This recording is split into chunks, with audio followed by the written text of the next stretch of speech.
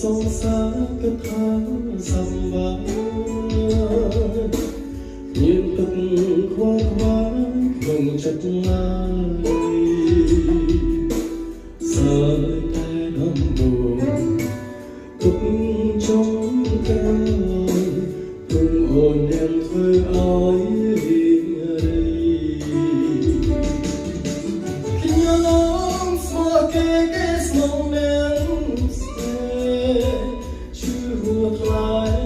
ស្មោះមិនដឹងខ្យល់អីគេយកសម្ដែងក៏ត្រូវជួបនឹងយ៉ាងថ្មីគឺអ្វីទុកឲ្យខ្ញុំសោក